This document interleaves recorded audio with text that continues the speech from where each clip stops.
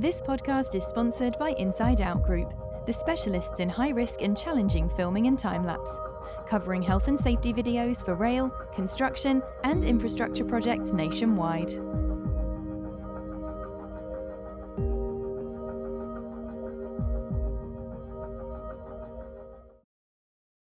Welcome to this week's Safer Than Your Average. On the show this week we've got Brian. Brian's a bit of a different tact from our normal guest, as he's not a full-time health and safety professional.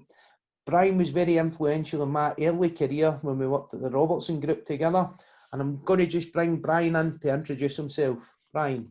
Yeah, good evening, Blair, and many thanks for the invite. Yeah, I think it's, as you said, this is probably quite a unique podcast, as my core job is not directly safety related, but more operational. Yeah, as you said, my name's Brian Pettigrew, Blair, and I'm the owner of Transition Construction Services, which is a fairly new consultancy service, which is offering construction management services from pre-construction right through to delivery. Yeah, I've been fortunate enough to have worked with yourself, Blair, as you know, in a large organisation within Robertson, and I think we had a lot of synergies that we'll talk about later this evening, and we'll probably bounce off each other. But I think the main thing that we did achieve was breaking down the barrier between site managers and the old, oh no, here's a safety guy coming, which was an age-old problem, I think, in the industry. And I think by working together and working closely together, I think we did it extremely well. So many thanks for inviting me on tonight. I'm really chuffed to bits to be here. Brilliant, thanks Brian. So I don't know if you've seen the format of the podcast. We like to just go right back to the start, your beginning. Where did you grow up? Yeah, I come from Ayr on the west coast of Scotland. I was born and bred there. I stayed there I'm 51 now, stayed there till I was about 40. My mum's still down there, still stays in the same house. So very close-knit community. As you know, down there it was all small kind of mining communities. I was brought up in a council scheme. It was a flat roof scheme that was named Jerusalem in its day, which has been long since flattened and rebuilt now. But my mum stays, as I said, she stays in exactly the same place. So I think my upbringing, Blair, it was an extremely hard upbringing that I had, but I think it's given me an extremely strong grounding, which I believe is probably one of my greatest strengths that I've had throughout my career, and I think it's helped me to this day. I still use that grounding, which I think, obviously, when we talk about the synergy between operational staff and dealing with health and safety and changing cultures, for example, if you've got a really good, strong grounding, I think it's an excellent tool to have in your obviously box. But yeah, it was a great place to stay, the west of Scotland at that time. When I was a boy, there was still a Butlins down in there, so it was great to go at the weekend, sneak in, and the only 2 weeks of the year that you didn't go was like the Glasgow Fair, when there was a hold down the M77. So no, still love it to this day. Still go down and see my mum, and my son's still down there, and it's a great place to be brought up. Brilliant, thanks Brian. So if we move on to talk about your first job, what was that, Brian? Yeah, well, it went back to probably, I was 14 years old, and one of my father's best friend owned a small building contractor down in there, doing a lot of smaller domestic multi-trade works. So it wasn't an option. I was told by my father, right, you'll get 2 weeks off for your summer holiday, then you're going to work for the next 6. So I think my 14th and 15th summer holidays, I spent 6 weeks of them just doing general labouring, working with plumbers, brickies, joiners, which I think gave me a really strong appetite for the industry as it was then. So within 2 weeks of turning 16, straight out of fourth year, I was given the option of apprenticeship. But at that time, I was one of Mrs. Thatcher's youth training scheme, one of the first, 1985, for those that might remember that. So it was a choice between plumber, bricklayer, joiner. I chose a joiner. But in those days, the industry could attract and accommodate hundreds of apprentices. At that time, the amount of builders or contractors about, it was massive. It was massive industry, and probably a lot of my school friends and that were all went into a trade background.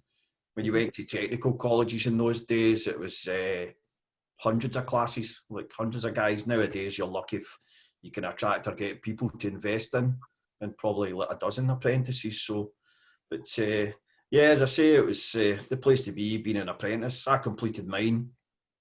I had my advanced craft, and I was chuffed. I was chuffed to be a time served joiner, as you would say. Yeah. So again, that was my first job. Chuffed to be like to get into the joiner side of it as well and have a trade background behind me. Mm-hmm. And then how did you move on from there, Brian, into kind of the management side of things? Can you talk us a little bit through your career? Yeah, well, as I said, I spent my apprenticeship was done when I was 20 years old. Then very quickly I moved to another contractor who predominantly did a lot of shop fit and bar work, that type of thing. It was 7 days a week at the time. And very quickly I managed to get into a kind of supervisory, general foreman type position when I was 23. So obviously quite young for that type of role. And then when I was 25, it was an old contracts manager of mine. Moved to the Don Group, luckily named Don Construction, Don Homes, etc. Yeah. He was running a kind of small works division, so he gave me the opportunity to break into site management, which was a big move at 25-year-old. But to be fair, that was 26 years ago, so that was where my first grounding started, my first move into site management. So I think having that trade background and moving into that was really good. But no, the grounding I got as a tradesman was exceptionally good. And I think it taught me probably one of the biggest lessons I've had that I could relate to operational and kind of health and safety in terms of like learning by your mistakes very early on. Yeah. When I was a tradesman, I probably committed all the health and safety cardinal sins that you could probably have up your sleeve, like very changed days, like up with roof trusses up 2 stories out, no fall protection in those days was the concrete floor, it was below you. Unfortunately, and the difference that I can see now in the terms of 25 years is night and day. And I think it's just getting that message across. But the biggest message for me at that time was learning by your mistakes. It's thinks twice before doing anything. And I think that's the message that I always have imparted through my career to people. Yeah. Again, that's one that we've always discussed, isn't it, Brian? The old joiner's adage. Yeah, I did learn my mistakes when I was a time served joiner. I get sent to a hotel to change a window. I get sent up to room 14, window out, window in, finishings on, all sealed up, chuffed as anything. Back in the yard for 3 o'clock, absolutely ecstatic. That was my first job that I'd done myself. And then it turned out I put the window in the wrong room. So it was a big lesson in thinking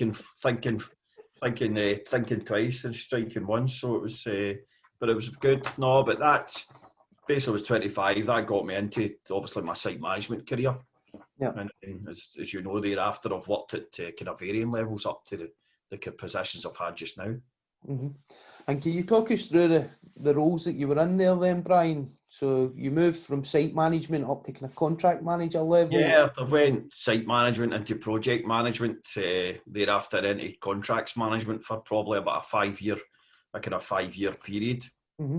So probably from a hands-on site-based operational perspective, probably cut my cloth there for about a 10-year period from 25 up to about 35.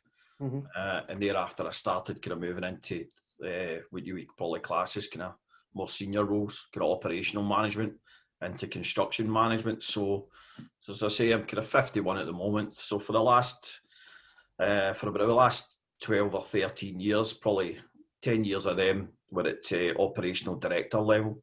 Well, I started, to be fair, at Robertson at pre-construction director, into project director, thereafter into operational director, group operations, as you would say. So it's probably for the last probably 15 years of my career, I've worked in the regeneration market. It was always mainstream construction, kind of larger projects, and then I was given the opportunity back then, as I say, about 15 years ago. It was a job with Ashley Construction down in Linwood, which was demolishing all the high-rise flats, and then building affordable housing. So it was like 7 sites down there. I got offered the kind of role to basically coordinate them all, working with Sanctuary. So that was my first dabble into regeneration, and to be perfectly honest, loved it. Let's say I worked with Ashley for 4 or 5 years doing a couple of big regen schemes. and then got offered the opportunity to go to Robertson, where you probably know they'd have quite a poor record in terms of delivering social housing, so they were looking for people from that background to come in. So spent, as you know, 2 or 3 years working with Robertson Construction, and then Robertson Partnership Homes was born, as you would say. Yep. So it was a start-up business within the group, from nothing up to probably about 70 million turnover over a 5-year period. So it was two that started it, myself, Stuart Shearers, you know, and we grew the business probably over that 5 years with probably all the challenges that went with it. As you know, Blair, it was, you can't sustain probably growth like that with the amount of sites that you have to do, but that's probably coming from a biased operational guy. I look at it. I was there, Brian. I remember some of the pain that we went through. I look at the challenges of delivering multiple sites, and a lot it's down to the calibre of subcontractors, for example, and a lot of the time, you know, some of the calibre of those guys, that which again can cause you major issues. So as I say, like, love my time at Robertson, and then 2 years ago I was given the opportunity to move to NG as the regional managing director for Scotland, after the NG acquired Keepmoat Regeneration. So ran the business in Scotland, which was kind of 60 million turnover. But again, that was my next career move. It was my next progressive step for me as a person, to become a leader of a business, and probably influence a lot more people and a lot more departments. So thoroughly enjoyed it. Again, one of my key roles was obviously doing it as safe as we possibly could. So I was fortunate enough to be involved with a kind of worldwide, not just a multinational contractor, it was a worldwide contractor in NG who, as you know, were involved in offshore wind farms, for example, and again, heavily involved in the transitional journey to zero carbon. But again, with that became safety-related challenges as well. So being involved in a lot of big campaigns, working regionally with my kind of check managers and colleagues. So yeah, those 2 years were exceptionally busy. And I think I like to think I've influenced a lot of people. So again, I've now worked for myself, launched my own company. I feel more happier at a more grassroots operational level. So I'm kind of starting from scratch, starting to grow my own business. And to be fair, I've had a lot of very loyal clients that have kind of stuck by me. But starting in the social housing market again, picking up smaller 20, 30 unit sites. But for me, it's getting that first impressions right. It's, for me, a health and somebody for HSE drives by one of my sites, I think they'll immediately get that sense of professionalism, like a sense of confidence. But I want to deliver my sites the right way as well, Blair. I'm kind of sick and tired with the way some of the sites go just now and the way the industry's being portrayed, and I just want to make a difference, to be fair. Yeah. We worked a lot on standardisation in the past, Brian, standardising the site setup, how it looked, how it felt, holistically, how the culture was on site. And you were very careful at selecting site managers that wanted to come on, wanted to make a difference, and wanted to make sure the site was run properly and safely. Can you talk us a little bit about how you recruited some of those guys? Because you had an excellent team at one time behind you that you grew holistically to pull together all of those skills and talents. Yeah, I think a lot of it would probably done through kind of personal contacts, Blair. Just again, I think it's my very grounded approach. I think geared me more towards probably ex-tradesmen, but thereby I was very keen to bring in some like-minded graduates as well. Somebody could actually bring in that had the willingness to learn, the willingness to have probably a really safe approach to what they do, and somebody could just grasp. I would give the guys a backup for a senior management perspective in terms of it wasn't just about driving cash out of a job. It was about, for me, it was doing it safely. It was doing it right to the right quality. So if I was bringing somebody into my team, I was very selective, I must admit. They had to have the same probably outlook or work ethic and morals that I had. And I think that's why I managed to recruit a lot of really good, strong guys that would listen to me. And I think we always look anywhere with some of the dinosaurs that, as you know, just were very hard. But I think I was very fortunate throughout my career with the likes of you and myself. But I think having a good, strong operational leader that'll back their guys, that'll work hand in hand with a health and safety manager, a check manager, for example. Yeah. You know straight away, you weren't going onto sites just intentionally to pick up things. You were picking them up because it was unsafe. Mm-hmm. And if a health and safety manager's got a very reactive operational leader, you know, you can pick up the phone from me and I would jump in the car, or we would go to sites together, and very togetherness. We raised the bar. I think we raised the culture. We raised, and people would see that and liked it and embraced it. And I think for me, having really good, strong site managers that were right behind you, that cultural difference, it does make a difference. When people start to do it the right way. I've always said that. I think it was hard for us, probably for a 6 to 12 month period, but I think we really did raise the bar and we did make a difference. And obviously, our safety performance reflected that across the group. Yeah. I would probably go to the service strikes conversation at this stage, Brian, that we had a number of service strikes and we really worked hard to drive that down with a 77% reduction over that year period that we worked on it. I had done a presentation a couple of weeks ago with the IOSH Qatar branch that I spoke about some of the site setup that we put together for the kind of pre-construction stage, that we were sending the specialist digging team out, identifying all the services, producing master drawings and using new technology at the time, like the ground penetrating radar, to give us that real picture and having a real tight control on it. And we wouldn't have been able to achieve that without the operational directors and yourself coming in and saying, okay, we'll back this and we'll trial it and we'll run it out. And then we started to see tangible results with it and ran with it from there. So that was excellent. Yeah, because there was people within the organisation that bought into it and people that didn't at a director level. And again, the results proved that, to be fair. And the statistics proved it. So I think getting those ingredients right and gelling them together, the ops and the safety guys, is critical. I was very fortunate within NG as well. Had some really proactive people. And again, I think the team we built at Robertson, for example, people do follow good leaders that back them up, and they like to work in a safe manner and stuff. So that's where I want to make a difference. And I'm an SME at the moment, as you would say, but for me, I want to bring in that same calibre of site manager. I want to bring, just now, the likes of using the citation system in terms of for health and safety documents at the moment. But my plan is obviously to recruit a health and safety advisor, possibly for a graduate stage, that's somebody that's had a good grounding, somebody that could come into my business, somebody that I can take by the hand, take them to sites and get them working in the way that I know how to build a house safely, I know how to build flat safely, I know how to work at height safely. A really excellent grounding from the likes of yourself, Blair, in terms of underground cable or utility awareness. It's all those things and knowledge that I want to impart into somebody. Brilliant. So if there's anybody out there watching, reach out to Brian. He'll be able to help you out. On the same token, Brian, I would also probably say, how do people get in contact with you if they want to use your consultancy service?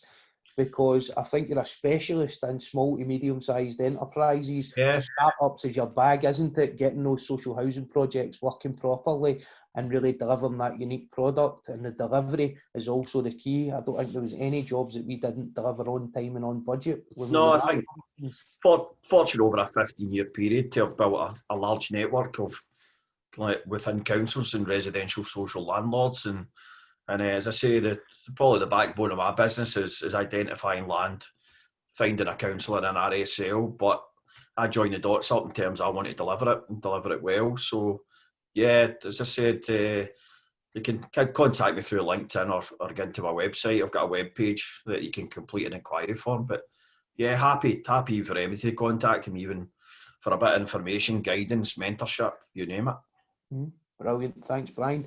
If we move on to talk about what your biggest challenge has been in health and safety. Yeah, I had a really good think about this one, Blair, to be fair, and it's one of the biggest ones for me, and it always has been, and it's still to this day, the old changing behaviours. It's the old, I've done this for 30 years, it's not going to happen to me. That behavioural thing is just, I make the time to stop and speak to people. It's, you know yourself, you could walk by a ground worker that's using a whacker plate and he's no deer defenders are pointing towards the sky, and you stop, don't walk by and say to them, and 9 times out of 10 it was, oh, are they up there? And they put them down. But you usually get the old one that's, oh, what do I need them for? It's only going to be 20 seconds. There's that, and there's, again, the big thing, they don't walk by. I think I touched on earlier, was learning by mistakes. Yeah. If I think back, what accidents could I have had? Very fortunate not to, when I think back and cringe and go, oh my God, and, kind of some of the things I've done as a joiner. But now I feel, having that experience, I can make a difference, and I will make a difference, and I do have that approach to obviously the industry, and again, the old human error one. And that's probably, I would say, the biggest challenge that we have. Even very recently, I'll give you a scenario. It was an NG project is that drives into Edinburgh towards Sight Hill. We'll see the large development on the left, 400 unit scheme. There's flats adjacent to the roundabout. I think it was 6 lifts of scaffold up. The scaffold was fully segregated, signs up, do not enter, again, under repair or under refit. Again, first thing in the morning, about 9 o'clock, I think a brickies labourer decides to get up, and he's left somebody in there, crawls through the handrails as they normally do, goes up onto another lift, a scaffold at a peen end, turns quite quickly, his ankle stays in the same place and dislocates his knee. So automatically, the emergency procedures, phone the emergency services, paramedics can't get up 6 lift of scaffolds to get somebody, so they phone the fire service come, full emergency procedures, again up with the basket, turned into a major incident, road was shut, night at rush hour. Yep. On social media, by the time it hit NG's head office in London, there was a fatality, for example, and then, just the way it gathers. But after the investigation, it was all down to human error. It was just down to somebody ignoring safety signage, going into a segregated area, fully inducted, fully RAMS method statements, fully recorded and signed. But again, the old human error thing, and I think so many accidents, as you know, the statistics show that the human error is just, unfortunately, one of the biggest challenges. But I think, that aside, I think looking back to what we achieved, Blair, having that civility costs nothing. Yeah. Attitude, respect gains respect in any industry, and I think some of the initiatives that we put in place over a kind of 2 or 3 years, I think I still think back to that, and I still use them. And I think that's the advice I would give to MD coming into this business. Yeah, definitely. And some of the kind of coaching that we've done with the site personnel as well, bringing guys like Dylan Scale on that to do his presentation, very hard hitting, and then going out there and saying, look, we've just spoken to Dylan, he's told us about his accident with working at height. Let's go and do a working at height assessment on the site now and walking the site with them and pointing out some of the issues. That really starts to build that culture up, doesn't it? Yeah, without a shadow of doubt. So unfortunate, but so hard hitting. It just there's probably not a day or two goes by that I think about Dylan, and I was actually talking about it today to somebody, and that was doing this tonight to tune in, and again I used kind of Dylan example of some of the initiatives we put in place, and when I told somebody today Dylan's story, again couldn't believe it. So unfortunate for Dylan, but you've got to take your hat off to the likes of Dylan and Jason in terms of what they're doing for the industry. Yeah. And again, it's something I hope to use going forward. So what advice, Brian, would you give to someone starting out in health and safety today? Straight away for me, I think I've touched on it, like building relationships with site teams. Again, getting into operational leadership. See the guys that influence site managers and operational managers and contracts managers. Again, straight away, it's building that relationship. Like getting away, I think I touched on it earlier. It was how many times do you get a phone call, oh, the safety guy's here. It shouldn't be like that. There should be a safe culture. And I think if you've got that right mentality, then it's not just crisis management. Your site will look good. Like I think I touched on this earlier. I was on a Credit with Credit's due. I was on a Cala site up in Aberdeen yesterday, and it was pristine. Best site I've seen. So in terms of pedestrian routes, COVID precautions, you just walked in. The guys are saying of professionalism, traffic management plans completely up to date. But I think having that bond with the obviously operational guys, I think is extremely critical. Yeah. For me, mental health awareness extremely close to my heart.